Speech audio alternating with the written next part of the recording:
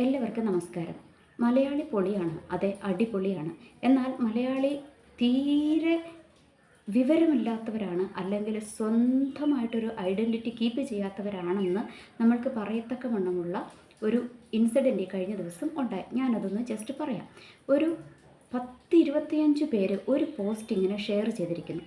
അതിനകത്തെ വ്യക്തമായ കാരണമില്ല. ഒരു 5ാം ക്ലാസ്സിൽ പഠിക്കുന്ന ഒരു കുഞ്ഞുമോൻ ആത്മഹത്യ ചെയ്തിരിക്കുന്നു. അതാണ് ടോപ്പിക്ക്.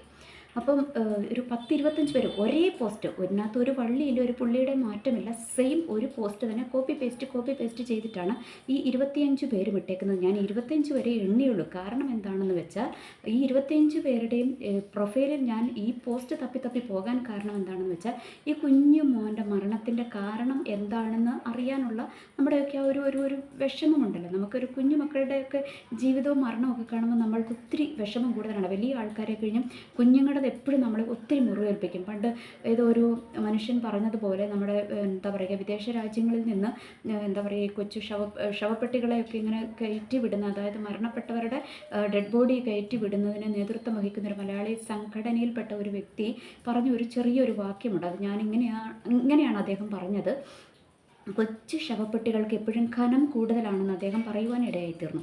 അപ്പം അത് സത്യമാണ്. എപ്പോഴും മറ്റു വലിയ ആൾക്കാരുടേതിനെ കഴിഞ്ഞും കൊച്ചു കുട്ടികളുടെ മരണമാണ് എപ്പോഴും നമ്മളെ ഏറെ വേദനിപ്പിക്കുന്നത്.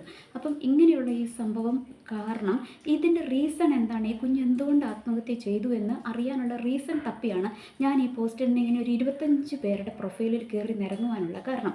എന്നാൽ എവിടെയും അതിൻ്റെ റീസൺ ഇല്ല. അതിനകത്ത് വേറൊരു കാര്യം എന്താണെന്ന് വെച്ചാൽ ഒത്തിരി പേര് ഈ പോസ്റ്റ് ഇട്ട ആളോട്, അതായത് പോസ്റ്റ്മാനോട് ചോദിക്കുന്നുണ്ട് എന്താണ് റീസൺ എന്നറിയാമോ. ചിലർ എന്തെങ്കിലും ആവട്ടെ എന്ന് വിചാരിച്ച് പ്രണാമം നമസ്കാരം എന്നൊക്കെ പറഞ്ഞിട്ട് പോയിട്ടുണ്ട്. ഓക്കെ, എന്നാൽ കുറച്ച് പേര് ഇതിൻ്റെ റീസൺ തിരക്കുന്നുണ്ട്. എന്നാൽ ഒരു ആളോട് പോലും ഈ 25 പോസ്റ്റ്മാന്മാരും റിപ്ലൈ കൊടുത്തിട്ടില്ല.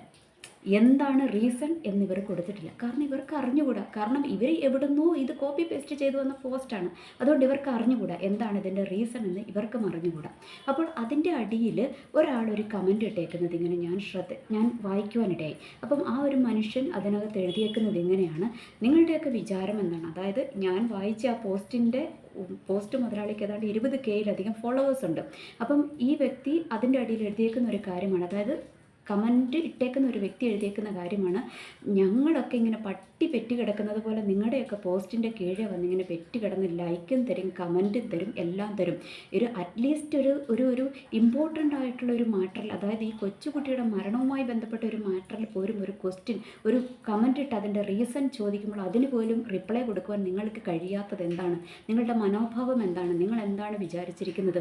നിങ്ങളിടുന്ന എല്ലാ പോസ്റ്റിനും ഞങ്ങളിങ്ങനെ പുറകെ വന്ന് നിങ്ങളെ ഫോളോ ചെയ്യണമെന്നാണോ നിങ്ങളുടെ ധാരണ എന്ന് പറഞ്ഞ് അദ്ദേഹത്തിൻ്റെ കമൻറ്റ് അവസാനിപ്പിച്ചു. അപ്പം ആ കമൻറ്റ് കണ്ടപ്പോഴാണ് എന്നെയും അത് വല്ലാതെ അങ്ങ് സ്ട്രൈക്ക് ചെയ്തു ആ കമൻറ്റ്. കാരണം ഞാനും കണ്ടിട്ടുണ്ട് ഒത്തിരി ഞാനും ഈ ഫേസ്ബുക്കിൽ ഒന്നും ആയിട്ടില്ല.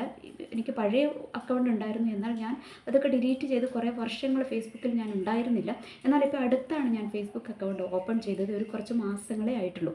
അപ്പം എൻ്റെ ഫേസ്ബുക്ക് ഫാമിലിയിൽ ഏകദേശം 12,000-ന് മുകളിൽ ആൾക്കാരുണ്ട്. അപ്പോൾ എനിക്കത് വളരെ സന്തോഷം തരുന്ന കാര്യമാണ്. ഈ 12,000 ആൾക്കാരെ എനിക്കറിയത്തില്ല, അവർക്കും എന്നെ വ്യക്തമായി അറിയാമെന്ന് എനിക്ക് അറിഞ്ഞുകൂടാ. കാരണം നമ്മളിടുന്ന പോസ്റ്റുകൾ എല്ലാവരും കാണണമെന്നില്ല. അതുപോലെ നിങ്ങളിടുന്ന പോസ്റ്റുകളും ഞാനും കാണണമെന്നില്ല, എല്ലാവരും കാണണമെന്നില്ല. എന്നാൽ ഞാൻ ശ്രദ്ധിക്കുന്ന ഒരു കാര്യമുണ്ട്: എൻ്റെ പോസ്റ്റിൻ്റെ അടിയിൽ വന്ന് ലൈക്ക് ചെയ്യുന്നവരെയും കമൻറ്റ് ചെയ്യുന്നവരെയും ഞാൻ പ്രത്യേകം ശ്രദ്ധിക്കാറുണ്ട്.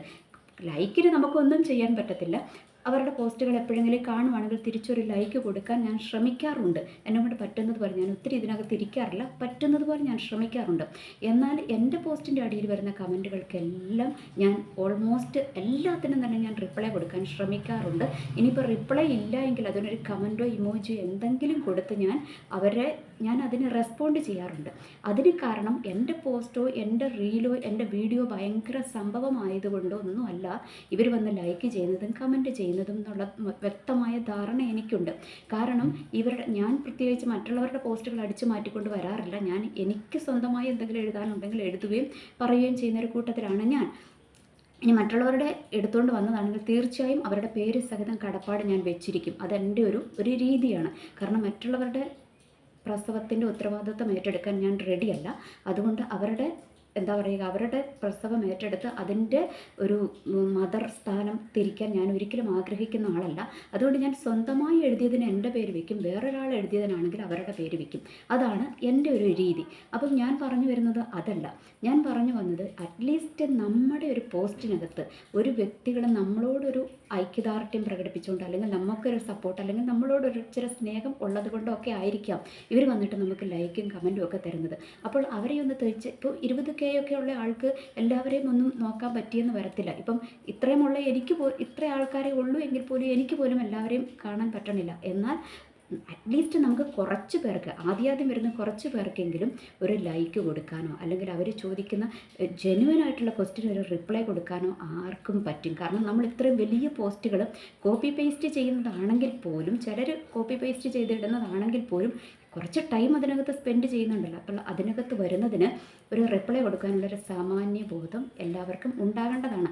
എന്നാൽ എന്തുകൊണ്ടോ മിക്ക പോസ്റ്റ് മുതലാളിമാരും അതിന് ശ്രമിക്കാറില്ല. അതിന് കാരണം അവരുടെ ഈഗോയാണ്. ഞങ്ങൾ ഏതാണ്ട് വലിയ സംഭവമാണ്, ഇത്രയും ഫോളോവേഴ്സൊക്കെ ഇങ്ങനെ കൂടി വരുന്നത് കൊണ്ട് നമ്മൾ ഭയങ്കര സംഭവമായതുകൊണ്ടാണ് ഇവരൊക്കെ നമ്മളെ ഇങ്ങനെ ഫോളോ ചെയ്തെന്ന്, അല്ലെങ്കിൽ നമ്മൾ എഴുതുന്നത് വേറെ എവിടെയും കിട്ടാത്ത ഏതാണ്ട് വലിയ സംഭവമായതുകൊണ്ടാണ് മറ്റുള്ളവരൊക്കെ നമ്മളെ ഇങ്ങനെ ഫോളോ ചെയ്യുന്നത് എന്നുള്ളൊരു ധാരണ, ഒരു മിഥ്യാധാരണ ഒട്ടുമിക്ക ആൾക്കാരെയും ഭരിച്ചിരിക്കുകയാണ്. അതുകൊണ്ടാണ് തിരിച്ച് സ്വന്തം പോസ്റ്റിൽ വരുന്നവർക്ക് വേണ്ടി പോലും ഒരു റിപ്ലൈ കൊടുക്കാൻ ഇവർ സമയം കണ്ടെത്താത്തത്.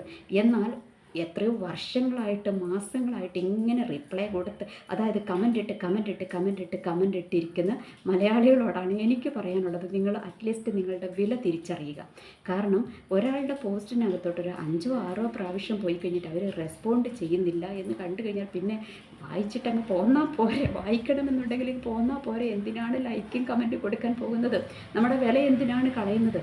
അപ്പം ഇത് കുറച്ച് കുറഞ്ഞു കഴിയുമ്പോൾ, അതായത് ഈ ലൈക്കും കമൻറ്റും ഒക്കെ കുറഞ്ഞു കഴിയുമ്പോൾ പതുക്കെ ഇവരുടെ ഈഗോയൊക്കെ അങ്ങ് മാറും. ഈ പോസ്റ്റ്മാൻ്റെ ഈഗോയൊക്കെ അങ്ങ് മാറും. പതുക്കെ അവർ റെസ്പോണ്ട് ചെയ്യാൻ തുടങ്ങും. അതാണ് ഇതിനകത്തെ ഒരു നഗ്നമായ സത്യം. അത് എത്ര പേർക്ക് തിരിച്ചറിയുന്നുണ്ട് എന്ന് എനിക്ക് അറിഞ്ഞുകൂടാ. എന്തായാലും ഞാൻ പറയാം, നിങ്ങൾ നിങ്ങളുടെ വിലയൊന്ന് തിരിച്ചറിയുക. നിങ്ങൾക്ക് അറ്റ്ലീസ്റ്റ് ഒരു വില ഇടുക. ഇങ്ങോട്ടുള്ളവർക്ക് മാത്രം അങ്ങോട്ട് കൊടുക്കുക. കാരണം ഈ ഫേസ്ബുക്കിൽ നിങ്ങളും ഡാറ്റ ചിലവഴിക്കുന്നുണ്ട്, അവരും ഡാറ്റ ചിലവഴിക്കുന്നുണ്ട്, ടൈം വേസ്റ്റ് ചെയ്യുന്നുണ്ട്. അപ്പം ഇതിൻ്റെ കൂട്ടത്തിൽ അത് ഇങ്ങോട്ടില്ല എങ്കിൽ എന്തിനാണ് അങ്ങോട്ടും ഇങ്ങോട്ട് പോകുന്നതെന്നാണ് എനിക്ക് നിങ്ങളോട് ചോദിക്കുവാനുള്ളത്. എനിവേ, റീതിങ്ക് ചെയ്യുന്നവർക്ക് എൻ്റെ ഈ വീഡിയോ ഉപകാരപ്പെടുമെന്ന് വിശ്വസിക്കുന്നു. എനിവേ, എല്ലാവർക്കും നല്ലൊരു ദിവസം ആശംസിക്കുന്നു. നന്ദി, നമസ്കാരം.